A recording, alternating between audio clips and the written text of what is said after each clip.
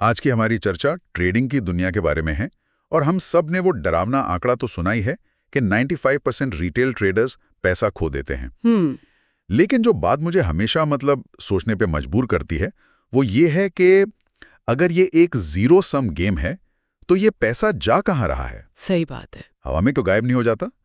हमारे पास जो स्रोत है वो दावा करता है कि ये पैसा सीधे उन लोगों की जेब में जा रहा है जिन्होंने ये खेल बनाया है। बिल्कुल। तो आज का हमारा मिशन इस दावे की तह तक जाना है और ये देखना है कि क्या इस चक्रव्यूह से बाहर निकलने का कोई रास्ता भी है। ये एक बहुत ही जरूरी सवाल है क्योंकि ये ट्रेडिंग के एक ऐसे सच को उजागर करता है जिस पर ज्यादातर लोग बात नहीं करते। हाँ। स्रोत का जो मूल तर्क है वो ये है कि शेयर बाजार या फॉरेक्स बाजार वो कोई बराबरी का मैदान है ही नहीं। अच्छा।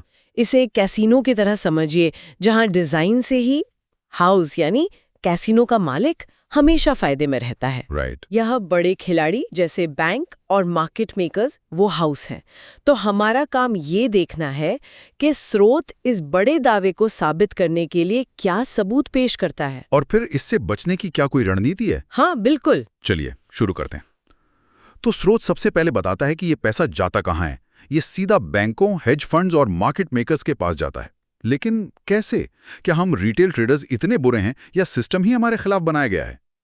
वीडियो में जो तर्क दिया गया है वो यही है कि सिस्टम में ही कुछ ऐसे फायदे हैं जो सिर्फ बड़े खिलाड़ियों को मिलते हैं। जैसे कि? पहला और सबसे बड़ा फायदा है टेक्नोलॉजी का। गोल्डमैन सैक्स जैसी संस्थाएं हाई फ्रीक्वेंसी ट्रेडिंग यानी HFT एल्गोरिदम का इस्तेमाल करती हैं जो माइक्रो सेकंड्स में ट्रेड करती हैं। माइक्रो सेकंड्स में? मतलब जब तक एक आम इंसान अपने लैपटॉप पर बाय बटन पर क्लिक करने का सोचता है। हाँ, तब तक एक HFT एल्गोरिदम हजारों गेट कर चुका होता है।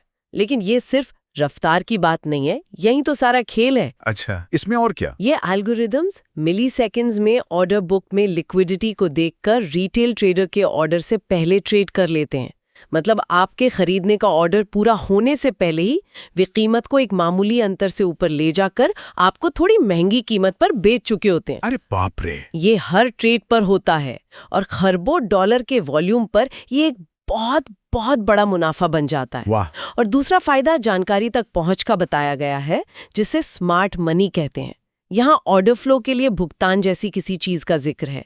ये सुनने में बड़ा टेक्निकल लगता है, इसका मतलब क्या है? इसका मतलब बहुत सीधा है। मार्केट मेकर्स जैसे सिटाडेल सिक्योरिटीज, रॉबिनहुड जैसे जीरो कमीशन ब्रोकरों को पैसा देते हैं। पैसा देते हैं? क्यों? ताकि वे अपने यूजर्स के सारे ऑर्डर्स पहले उन्हें दिखाएं। इसका मतलब है कि बाजार में आपका ऑर्डर पहुंचने से पहले ही सिटाडेल को पता है कि लाखों रिटेल ट्रेडर्स क्या खरीदने या बेचने वाले हैं। एक मिनट, ये तो वैसा ही है जैसे पोकर खेलते समय किसी को आपके पत्ते पहले से पता हो। ये तो सीधी सीधी बेईमानी लगती है। ये कानूनी कैसे हो सकता है? और सबसे मजेदार बात तो ये है कि ये पूरी तरह से कानूनी है। क्या? हाँ, ब्रोकर ये कहकर अपना बचाव करते हैं कि इससे रिटेल ट्रेडर को जीरो कमीशन ट्रेडिंग मिलती है, लेकिन असल में कीमत डेटा के रूप में चुकाई जा रही है। और तीसरा फायदा विशाल पूंजी का है। बिल्कुल, संस्थाएं अरबों डॉलर से ट्रेड करती हैं। वो बाजार को हिला सकती हैं और ऐसे नुकसान झेल सकती हैं जो एक रिटेल ट्रेडर का अकाउंट ही साफ कर देंगे। और इसी विशाल पूंजी से स्टॉप लॉस हंटिंग का कॉन्सेप्ट जुड़ा है। मुझे लगता है हर ट्रेडर ने यह महसूस किया है, वो दर्द जब आप देखते हैं कि कीमत सिर्फ एक पॉइंट से आपके स्टॉप लॉस को छूकर रॉकेट की तरह ऊपर चली जाती है। हाँ, उस वक्त लगता है जैसे बाजार को आपसे कोई निजी दुश्मनी है। बिल्कुल। स्रोत के अनुसार ये कोई संयोग नहीं है। संस्थाएं देख सकती हैं कि स्टॉप लॉस ऑर्डर कहां लगे हैं। अच्छा। वे जानते हैं कि एक खास लेवल के नीचे बहुत सारे रिटेल स्टॉप लॉस लगे हैं। इन जगहों को लिक्विडिटी पूल्स कहते हैं। उन्हें अपने बड़े ऑर्डर्स भरने के लिए बहुत सारी लिक्विडिटी चाहिए, जो उन्हें इन्हीं जगहों पर मिलती है। एकदम सही। लेकिन क्या ये सच में इतना सोचा समझा होता है, या फिर ये सिर्फ एक बड़ा खिलाड़ी है जो अपनी पोजीशन बनाने के लिए बाजार को हिला रहा है और हम जैसे रिटेल ट्रेडर्स बस रास्ते में आ जाते हैं? स्रोत का तर्क है कि ये दोनों का मिश्रण है, लेकिन अक्सर ये जानबूझकर किया जाता है। जब एक हेज फंड को मान लीजिए 10 लाख शेयर खरीदने होते हैं तो वो सीधे बाजार में ऑर्डर नहीं डाल सकता, इससे कीमत बढ़ जाएगी। सही बात है। इसलिए वे कीमत को नीचे धकेलते हैं जहां उन्हें पता है कि हजारों रिटेल ट्रेडर्स के स्टॉप लॉस लगे हैं। जैसे ही वो स्टॉप लॉस हिट होते हैं, एक साथ बहुत सारे सेल ऑर्डर बाजार में आ जाते हैं और उन्हें अपने 10 लाख शेयर कम कीमत पर खरीदने का मौका मिल जाता है। और फिर बाजार वापस अपनी मूल दिशा में चला जाता है। बिल्कुल। ये सब सुनकर तो काफी निराशा होती है। ऐसा लगता है जैसे हम एक ऐसे पोकर गेम में बैठे हैं जहां दूसरे खिलाड़ी हमारे पत्ते देख सकते हैं, उनके पास हमसे 1000 गुना ज्यादा चिप्स हैं और वे नियमों को भी अपनी मर्जी से मोड़ सकते हैं। हाँ, ये सुनने में ऐसा ही लगता है। ऐसे में तो खेलने का कोई मतलब ही नहीं है। क्या स्रोत हमें इस चक्रव्यूह से बाहर निकलने का कोई रास्ता दिखाता है या बस ये बताकर छोड़ देता है कि खेल खत्म हो चुका है? नहीं, यहीं पर यह विश्लेषण दिलचस्प हो जाता है। ये कहता है कि अगर आप समझ जाएं कि खेल कैसे खेला जा रहा है, तो आप हारने वाली टीम की तरफ से खेलने के बजाय जीतने वाली टीम को फॉलो कर सकते हैं। अच्छा, कैसे? इसके लिए वो एक रणनीति पेश करता है जिसे वो फॉरेक्स मास्टर पैटर्न कहता है। ये कोई जादुई इंडिकेटर या सॉफ्टवेयर नहीं है, बल्कि बाजार की हरकतों को समझने का एक फ्रेमवर्क है। ठीक है, तो ये पैटर्न है क्या? ये पद्धति इस विचार पर आधारित है कि बाजार हमेशा 3 चरणों के एक चक्र में चलता है। ये चरण हर टाइम फ्रेम पर होते हैं। पहला चरण है संकुचन, मतलब जब बाजार एक छोटी सी रेंज में फंस जाता है या साइडवेज हो जाता है। मतलब बाजार एक तरह से सांस ले रहा है एक बड़ी चाल से पहले। बिल्कुल। दूसरा चरण है विस्तार, एक्सपेंशन। ये वो चरण है जब कीमत उस रेंज से बाहर निकलती है, लेकिन अक्सर दोनों दिशाओं में झूठे ब्रेकआउट के साथ। अच्छा। ये मार्केट मेकर्स की गतिविधि का साफ संकेत है। वे स्टॉक लॉस हंटिंग कर रहे होते हैं और दोनों तरफ के ट्रेडर्स को फंसाकर लिक्विडिटी बना रहे होते हैं। अच्छा, तो ये वो खतरनाक चरण है जहां ज्यादातर लोग फंस जाते हैं। वे या तो ब्रेकआउट पर खरीदते हैं और फंस जाते हैं, या फिर डर कर बेच देते हैं। सही कहा। और फिर आता है तीसरा और सबसे जरूरी चरण, ट्रेंड। ये वो चरण है जब बाजार अंततः एक दिशा पकड़ता है और एक बड़ा मूव देता है। रणनीति का लक्ष्य तीसरे चरण में शामिल होना है, पहले 2 चरणों की पहचान करके। संक्षेप में, आप मार्केट मेकर्स को अपना खेल खेलने देते हैं और जब ये साफ हो जाता है कि वो किस दिशा में जा रहे हैं, तब आप उनके साथ हो लेते हैं। तो इस पैटर्न को असल में चार्ट पर कैसे इस्तेमाल करें? इसे प्रैक्टिकल कैसे बनाया जाए? इसके लिए 2 आसान स्टेप्स हैं। पहला है दिशात्मक पूर्वाग्रह तय करना, यानी ये पता लगाना कि बाजार का मेन ट्रेंड किस तरफ है। इसके लिए डेली या वीकली जैसे बड़े टाइम फ्रेम का उपयोग करने की सलाह दी जाती है।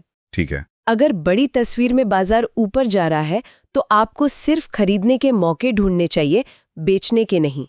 ये बहुत सीधा लगता है, लेकिन ज्यादातर लोग छोटे टाइम फ्रेम के शोर में बड़ी तस्वीर भूल जाते हैं। और यहीं पर उचित बाजार मूल्य या फेयर मार्केट वैल्यू का कॉन्सेप्ट आता है ना? ये क्या है? हाँ, इसे पहचानने के लिए बड़े टाइम फ्रेम जैसे डेली चार्ट पर उस संकुचन या साइडवेज एरिया को पहचाने जहां बाजार कुछ समय के लिए रुका था। ठीक है। उस रेंज के बीच में एक लाइन खींचें। यह लाइन आपका उचित बाजार मूल्य है। ये कीमत के लिए एक तरह का गुरुत्वाकर्षण केंद्र है। नियम सरल है। अगर कीमत इस लाइन से ऊपर ट्रेड कर रही है, तो आपका मेन ट्रेंड ऊपर की तरफ है। और अगर नीचे है तो मेन ट्रेंड नीचे की ओर है। बिल्कुल। ठीक है, तो इससे हमें ये पता चल गया कि हमें खरीदना है या बेचना है। अब सही एंट्री और एग्जिट का क्या? अब आप छोटे टाइम फ्रेम पर जाएं, जैसे 30 मिनट या 1 घंटे का चार्ट। यहाँ भी आपको संकुचन और विस्तार के छोटे चक्र मिलेंगे। यहाँ भी अपना एक लोकल उचित बाजार मूल्य मार्क करें। रणनीति ये है, अगर आपका बड़ा दिशात्मक ट्रेंड ऊपर की ओर है, तो जब भी कीमत छोटे टाइम फ्रेम पर अपने उचित बाजार मूल्य से नीचे आती है, तो खरीदने का प्रयास करें। मतलब आप ट्रेन की दिशा में डिस्काउंट पर खरीद रहे हैं, ये समझ में आता है। आप तब खरीद रहे हैं जब कीमत अस्थायी रूप से कमजोर हो। हाँ। लेकिन इसमें एक खतरा भी तो है। अगर हम उचित बाजार मूल्य से नीचे खरीदने का इंतजार कर रहे हैं, तो क्या हम असल में एक गिरते हुए चाकू को पकड़ने की कोशिश नहीं कर रहे? हम कैसे जानेंगे कि ये एक छोटी सी गिरावट है, ट्रेंड का बदला नहीं? ये एक बहुत ही जरूरी सवाल है और यहीं पर रिस्क मैनेजमेंट आता है। ये पैटर्न कोई जादू की छड़ी नहीं है जो हर बार काम करेगी। ये आपको एक उच्च संभावना वाला सेटअप देती है। अच्छा। आपका काम है कि जब कीमत उचित बाजार मूल्य से नीचे आए और फिर से ऊपर की ओर मुड़ने के संकेत दे, तब आप खरीदें और एक सख्त स्टॉप लॉस लगाएं। विचार ये है कि आप एक छोटा सा रिस्क ले रहे हैं एक बड़े रिवॉर्ड के लिए। अगर आप गलत हुए तो आपका नुकसान छोटा होगा, लेकिन अगर आप सही हुए और ट्रेंड जारी रहा तो आपका मुनाफा बहुत बड़ा हो सकता है। तो इस पूरी चर्चा को समेटते हैं। इस खेल के नियम पहले से तय हैं, वाली सोच के साथ हमें ट्रेडिंग को कैसे देखना चाहिए? स्रोत से कुछ मुख्य बातें क्या हैं? पहली और सबसे जरूरी बात, बाजार को एक खेल का मैदान समझना बंद करें और इसे एक कैसीनो की तरह देखें। अगर आप जानते हैं कि हर दांव पर हाउस का एडवांटेज है, तो आप सिर्फ तभी खेलेंगे जब आपके पत्ते बहुत मजबूत हों। इसीलिए कम ट्रेड करना सिर्फ एक सलाह नहीं, बल्कि इस सिस्टम में टिके रहने की एक मजबूरी है। सही बात है, हर ट्रेड की एक लागत होती है। दूसरी बात लिवरेज के बारे में है ना? ज्यादातर नए ट्रेडर्स ज्यादा लिवरेज के लालच में फंस जाते हैं। बिल्कुल, कम लिवरेज का प्रयोग करें। ये शायद उतना रोमांचक ना लगे, लेकिन बाजार में टिके रहना ज्यादा जरूरी है। आपका कैपिटल इस लड़ाई में आपका गोला बारूद है, इसे एक ही बार में खत्म ना करें। और तीसरी बात हमारी अपनी भावनाओं के बारे में है। स्रोत एक बहुत ही दिलचस्प बात कहता है कि ट्रेडिंग उबाऊ होनी चाहिए। हाँ, और ये बहुत गहरा है। अगर आपको ट्रेडिंग में बहुत ज्यादा रोमांच या एड्रेनालिन रश महसूस हो रहा है, तो शायद आप जुआ खेल रहे हैं, ट्रेडिंग नहीं कर रहे हैं। एक प्रोफेशनल पोकर प्लेयर हर हाथ पर उत्साहित नहीं होता, वो बस ठंडे दिमाग से संभावनाओं का आकलन करता है। इसी तरह सफल ट्रेडिंग एक व्यवस्थित, लगभग मैकेनिकल प्रक्रिया होनी चाहिए। और अंत में स्मार्ट मनी को फॉलो करें। ये समझना कि संस्थाएं कैसे काम करती हैं, जैसे कि स्टॉप लॉस हंटिंग। ये फॉरेक्स मास्टर पैटर्न अनिवार्य रूप से मार्केट मेकर्स के पदचिन्हों को ट्रैक करने का एक तरीका है। एकदम सही। आपको ये पूछना होगा कि कीमत क्यों मूव कर रही है, क्या ये असली खरीद या बिक्री है, या ये सिर्फ लिक्विडिटी बनाने के लिए एक सोचा समझा मूव है। जब आप इस तरह से सोचना शुरू करते हैं, तो आप चार्ट को अलग तरह से देखने लगते हैं। बिल्कुल, यही बेहतर है। ये हमारे उस मानवीय स्वभाव के बिल्कुल विपरीत है, जो हर चीज में उत्साह और रोमांच ढूंढता है। तो सोचने वाली बात यह है, क्या बाजारों में लगातार उत्साह की तलाश ही वो भावनात्मक जाल है जो 95% लोगों की विफलता का कारण बनता है? Artificial intelligence helps machines think and work like humans. It can write, design, market, edit videos, answer questions, automate tasks, and even create code. Everything you do online, AI can do it faster, smarter, and cheaper. Businesses are using AI to run ads, automatically create social media content, write emails that convert, make product posters instantly, handle customer support, analyze data in seconds. This means they are saving time and making more money. AI won't replace you, but a person using AI will definitely replace a person who doesn't. You can make money using AI by offering graphic design, video editing, social media content, AI marketing services, automation setup, business advertising, no coding, no experience, just AI skill. AI is like the internet boom. Early adopters became millionaires. Late adopters watched. This is your chance to take the lead. If you want to learn AI tools, marketing automation, and make real income with the world's fastest growing skill, call now. +91 9 6412 89557 AI Vision Marketing. Learn smarter, earn faster. Don't just watch AI change the world, be a part of it. अगर video पसंद आया हो तो like करें, comment में अपनी राय दें और सब्सक्राइब करना ना भूलें। आपके एक लाइक से हमें मिलता है मोटिवेशन, तो जरूर लाइक करें और शेयर करें अपने दोस्तों के साथ। अभी सब्सक्राइब करें ताकि अगली अपडेट आप सबसे पहले देख सकें।